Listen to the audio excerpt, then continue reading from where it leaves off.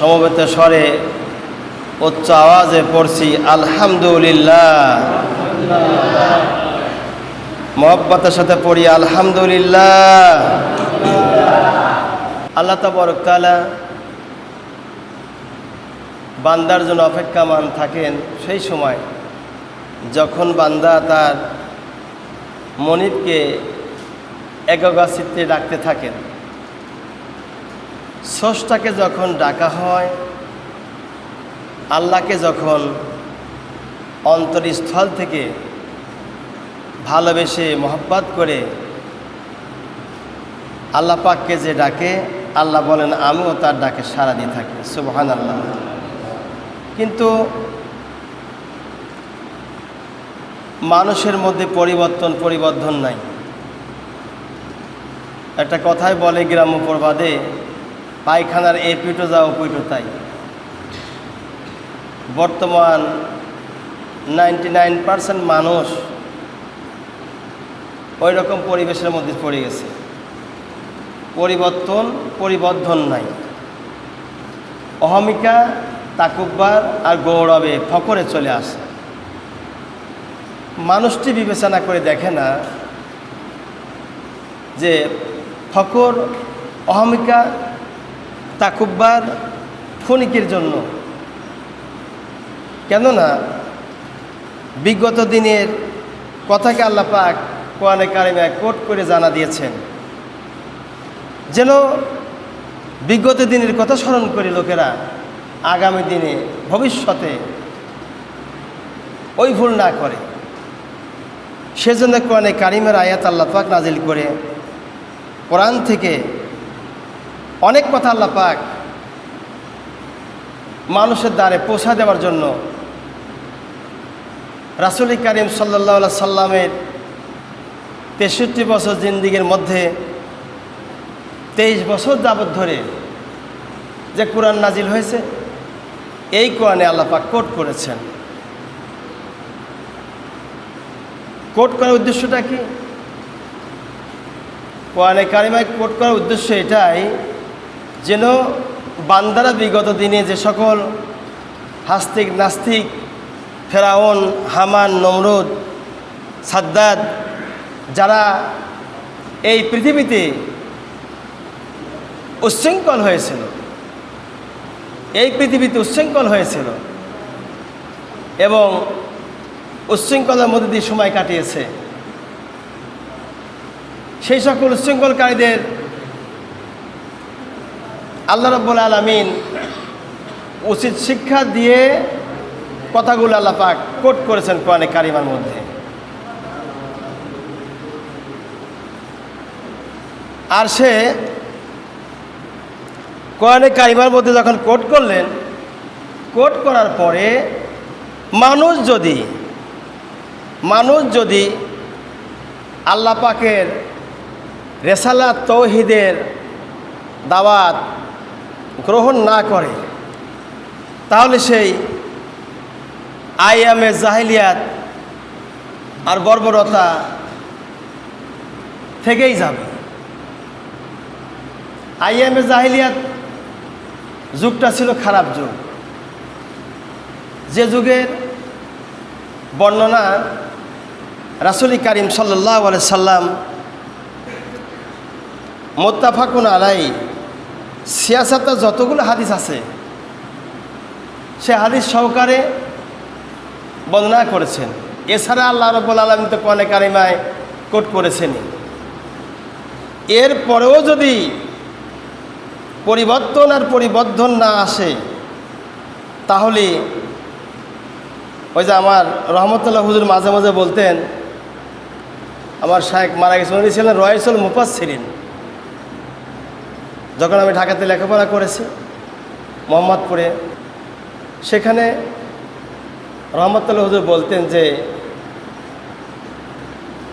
যে লাউ সেই কদু। তো মানুষ যদি পরিবর্তন না হয়, যে মানুষ সেই অমানুষ, ওর মানুষ হবে না। আল্লাহ হুজুরকে জান্নাতুল ফেরদাউস নসিব করি বলি আমিন। উনি উচ্চ পর্যায়ের আবেদক ছিলেন এবং শিক্ষকরাগে ছিলেন। রাইসুল মুফাসসিরিন ছিলেন, চারটেখানি কথা না। আম্মা জান আয়েশা সিদ্দিকা রাদিয়াল্লাহু আনহা তিনি ছিলেন রাইসুল মুফাসসিরিন।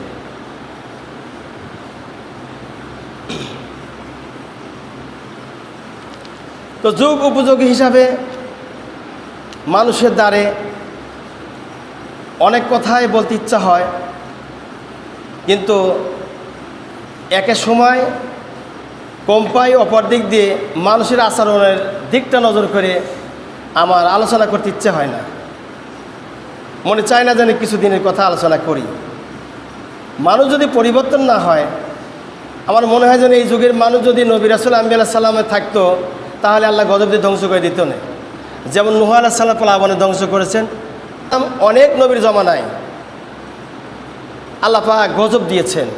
ঈসা আলাইহিস সালামের সময়ও গজব দিয়েছেন আল্লাহ পাক, ওদের আচরণ খারাপের কারণে। সুতরাং এই মানুষ যদি পরিবর্তন না হয়, তাহলে আল্লাহ গজব দিবেন, কিন্তু ওর বুঝতে দেবে না।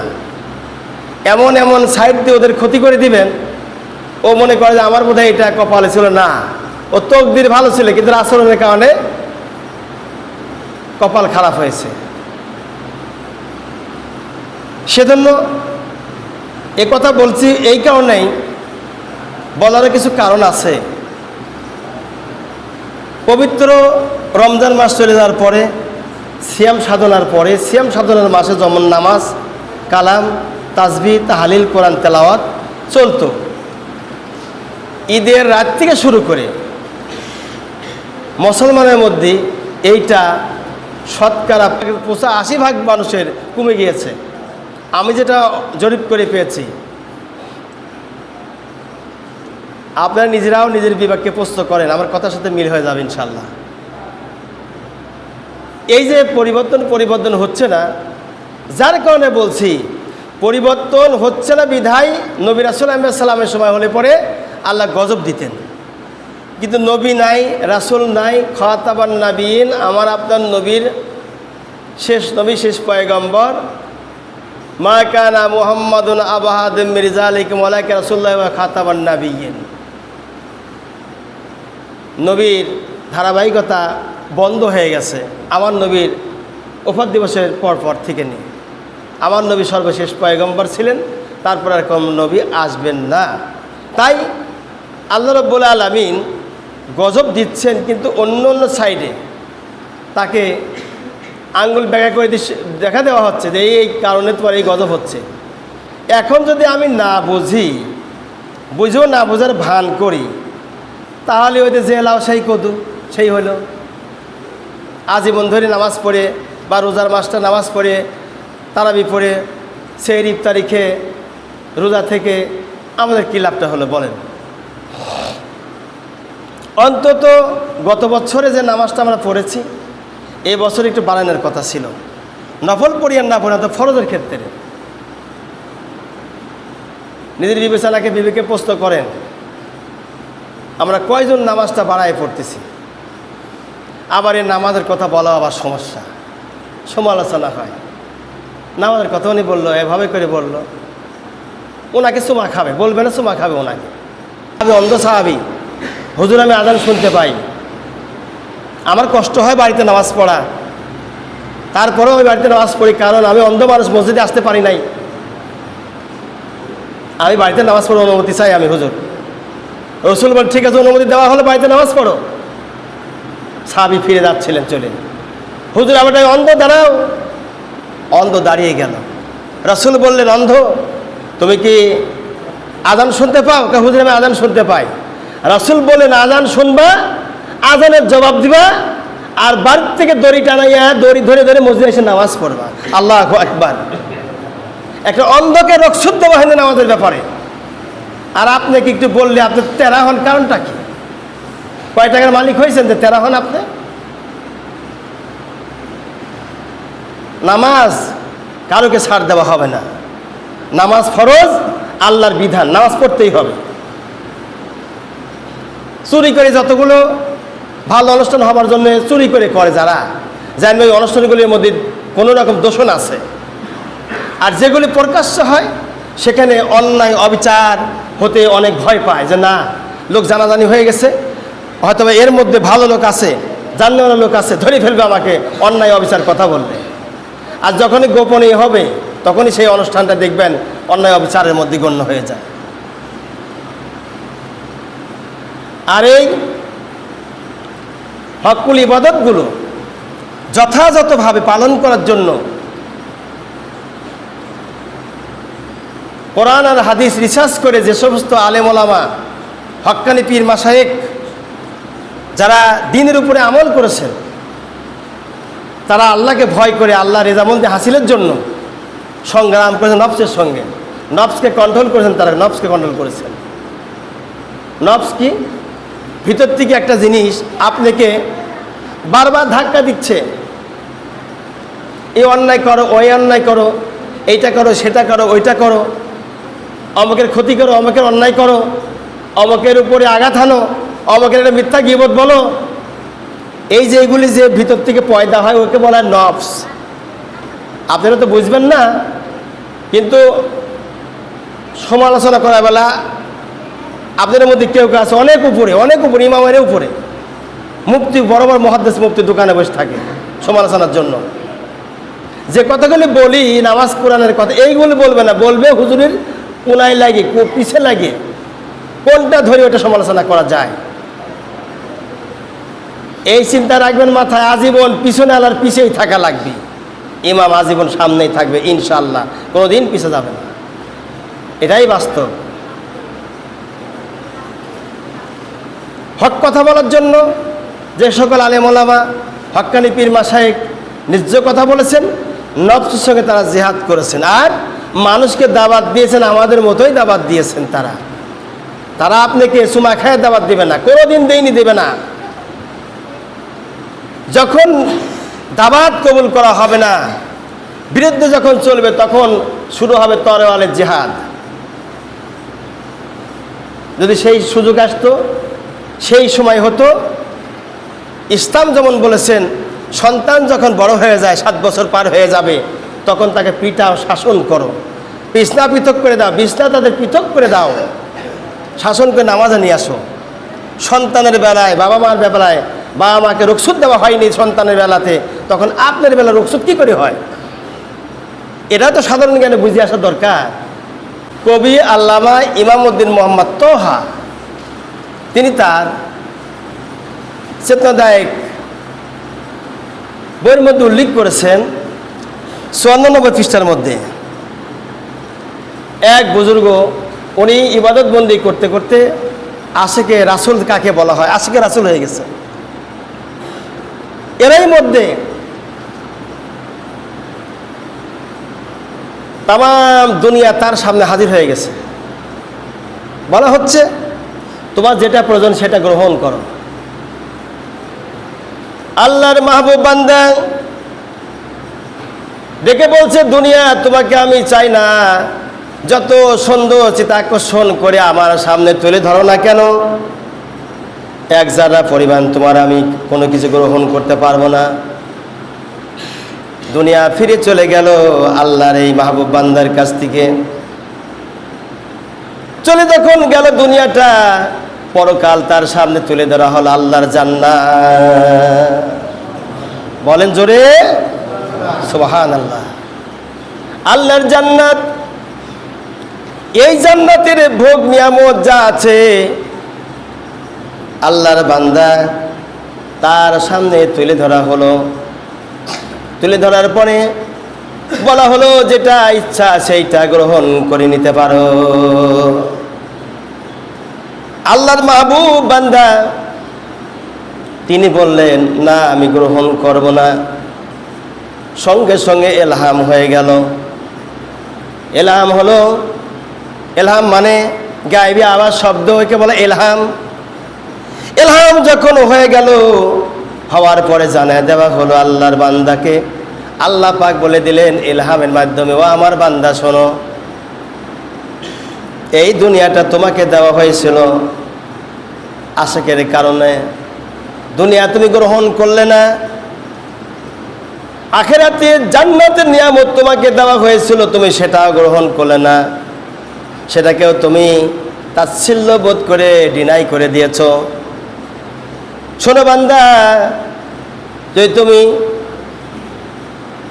এই দুনিয়া যদি গ্রহণ করতে তাহলে পরে আখিরাত তুমি হারাই ফেলতে। ভালো করে কান লাগে কথাটা শোনেন। আল্লাহ পাক ইলহামের মাধ্যমে জানা দিলেন, বান্দা শোনো, এই দুনিয়া যদি তুমি গ্রহণ করতে তাহলে পরে আমি আল্লাহ পরকাল তোমার জন্য হারাম করে দিতাম। তারপরে বলা হলো, বান্দারে দুনিয়া যখন তুমি ডিনাই করে দিয়েছো, আমি আল্লাহ জান্নাত তোমার সামনে তুলে ধরেছি। এই জান্নাত যখন তুমি আবার ডিনাই করে দিলে, আমার জান্নাত কোনো প্রয়োজন নাই। আমি রব্বুল আলামিন জান্নাত তোমার ডিনাই করার কারণে আমি আল্লাহ তোমার হয়ে গেছি। আর এই দুনিয়া আর আখিরাতের যে নিয়ামত দেওয়া হয়েছে, ওই নিয়ামত তোমার কাজ আপনা আপনি ছুটি এসে যাবে।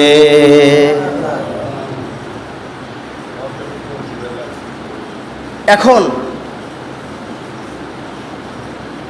আমরা এখন কোনটা চাই দেখুন, কোনটা নেব, কোনটা ধরব। এই দুনিয়ার প্রতিযোগিতা চলছে। ওনার বাড়ি একতলা বিল্ডিং, আমি 2 তলা করব। উনি ফাউন্ডেশন দিয়েছে, ফাউন্ডেশন ছাড়া করব। ওনার 2 বিঘা জমি 5 বিঘা জমি করব। ওনার 2 ছেলে, আমি 5 ছেলে বিদেশ পাঠাবো। সমাজের বুকে এরকম প্রতিযোগিতা চলছে। চলছে কি চলছে না? আপনাদের কথা বলেন না কেন? চলছে কি চলছে না? এই প্রতিযোগিতা চলতেছে, কিন্তু নামাজের প্রতিযোগিতা নাই, কোরআন তেলাওয়াতের প্রতিযোগিতা নাই। উনি 1 পৃষ্ঠা পড়েছে, আমি 2 পৃষ্ঠা পড়ব। উনি 1 পারা পড়েছে, আমি 2 পারা পড়ব। ওই নামাজ পড়ে 5 ওয়াক্ত ফরজ, আমি সুন্নাতের নফল সহকারে পড়ব। এই প্রতিযোগিতা নাই। দুনিয়ার প্রতিযোগিতা যখন আসবে তখন কিয়ামতের একটা আলামত। এটাও ভালো ভালো মসজিদ তৈরি করা হয়েছে, মুসল্লি নাই। এত ভালো ভালো মসজিদ তৈরি করা হয়েছে, কোনো মুসল্লি নাই। যত ভালো মসজিদ তৈরি করা হোক, এসি লাগানো হোক, মুসল্লি পাওয়া যাবে না। ঘরে ঘরে মসজিদ হবে, মুসল্লি পাওয়া যাবে না। আমার যুগ তো চলেই গেল, কঠিনভাবে আমাদের যুগ চলে গেছে। কিন্তু আগামী দিনে যারা মাদ্রাসা পড়ে বাড়াবে, ওদেরকে সাধারণ মানুষ গুতায়া হুতায়া লি বেড়াবে। মনে রাখবেন কথাটা। ইজ্জত বলতে তাদের কিছুই দেবে না। তার বাস্তব প্রমাণ আমি তার নিজেই রয়েছি। আজ থেকে 20 বছর পূর্বে আলেমদেরকে যে সম্মান দেওয়া হতো, ইজ্জত দেওয়া হতো, মান মর্যাদা দেওয়া হতো, এখন বর্তমান তা থেকে 1000 গুণে কম দেওয়া হচ্ছে। আর আমাদের পরে ঘরে ঘরে সাল পর হেফজখানা, কেতাবখানা ভর্তি হয়ে আলেম হয়ে বাড়াচ্ছে। কয়টা মসজিদ তৈরি হচ্ছে দেশে, কয়টা মাদ্রাসা চালাবে, কে চালাবে, কে টাকা পয়সা দিবে। সেই কারণে এই মাদ্রাসা ছাত্ররা যখন কালেকশনে বের হয়, বলে ভিক্ষা করতে বের হয়েছে এরা। অনেক মানুষ মুখের পর মুখ থেকে কথা আমাদের সামনেই বলে। তাহলে আগামী দিনে যে সকল মাদ্রাসা থেকে ছাত্ররা বের হবে, ওদের অবস্থা সবচাইতে ভয়ঙ্কর বেশি হবে। সম্মান দিতে জানলে সম্মান আল্লাহ দিবে, অসম্মানী করলে তাকে অসম্মানী করবে। গর্ব করে বলছি না, বাবার একটা টাকাও পেয়েছিলাম না, একটা টাকাও পেয়েছিলাম না। বাবা আমাকে আলেমও বানাইছিল না, ক্লাস 3 পর্যন্ত পড়াইছিল। আর আমি জেদ করে নিজে পরের কামলা দিয়ে লেখাপড়া করেছিলাম। কামলা বলতে চাষার কাজ করেছি, লেখাপড়া করে বই পুস্তক ব্যবস্থা করেছি। এভাবে করে করে বাবার 1 কাঠা জমিরও ভাগ পাইছিলাম না। এখন বর্তমান প্রায় 22 থেকে 24 লক্ষ টাকা খরচ করে শহরের মধ্যে বাড়ি করলাম। কেন করলাম? আমার আল্লাহ আমাকে ফেলাইনি, হেলাইনি। আমার আল্লাহ আমাকে সাহায্য করেছেন। বাবা সাহায্য না করতে পারে, মা সাহায্য না করতে পারে, আমার আল্লাহ আমাকে সাহায্য করেছেন। আর বাবা মার কাছ থেকে না দিলে পরও হাত পায়ে ধরে দোয়া নিয়েছি।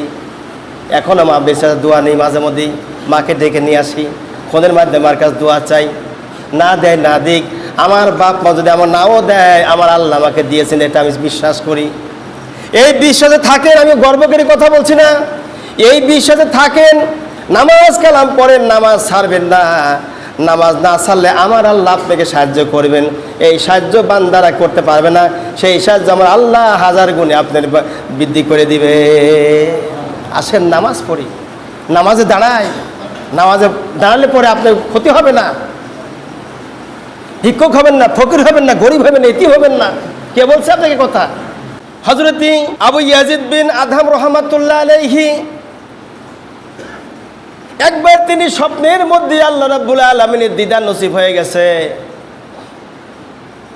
আল্লাহ যখন দিদার হয়ে গেল, হযরত আবু ইয়াজিদ বিন আদহাম রাহমাতুল্লাহ আলাইহির সঙ্গে আল্লাহর দিদার হলো স্বপ্নের ভিতরে। আল্লাহ রাব্বুল আলামিন স্বপ্নের ভিতরে আল্লাহর বান্দার সঙ্গে দেখা করলেন। সুবহানাল্লাহ, তা কইবেন না? জোরে বলেন। আল্লাহ শপথ দেখাচ্ছে আপনার মতো মানুষের কাছে, তা আপনি সুবহানাল্লাহ জোরে কইবেন না, আস্তে কইবেন কেন? এগুলো আশ্চর্যজনক ঘটনা। জোরে বলতে সুবহানাল্লাহ। আশ্চর্যজনক ঘটনা, এগুলো আশ্চর্য ঘটনা বলে সুবহানাল্লাহ বলতে হয়। আজকাল কত হুজুররা আছে সুবহানাল্লাহ কোনে কইতে হয়, আলহামদুলিল্লাহ কোনে বলতে হয়, আল্লাহ হবে কোনে হে জানেই না, নিজেও জানে না, অথচ ইমামতি করে হেনে দাঁড়ায়। ইমামতি করে গাও চুলকায়, পা চুলকায়, মাথা চুলকায়, পিঠ চুলকায়, হে চুলকায়, ও চুলকায়। ইমামের যে একটা আদর্শ আখলাক এর মধ্যে নাই, তাই নাই। দেখবেন খেয়াল করে।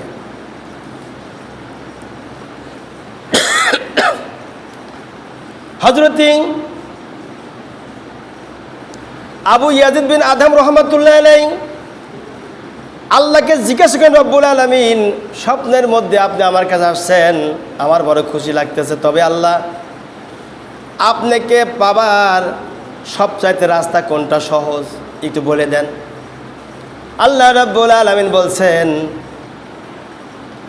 আদহাম রে এসর, আমি আল্লাহ রাব্বুল আলামিন আমাকে পেতে যদি চাও তাহলে পরে নফসে যে জিনিসটা ধোঁকা দেয়, নফস যে জিনিসকে আকাঙ্ক্ষা করবে এটাকে প্রত্যাখ্যান করবা, ওরে ত্যাগ করবা।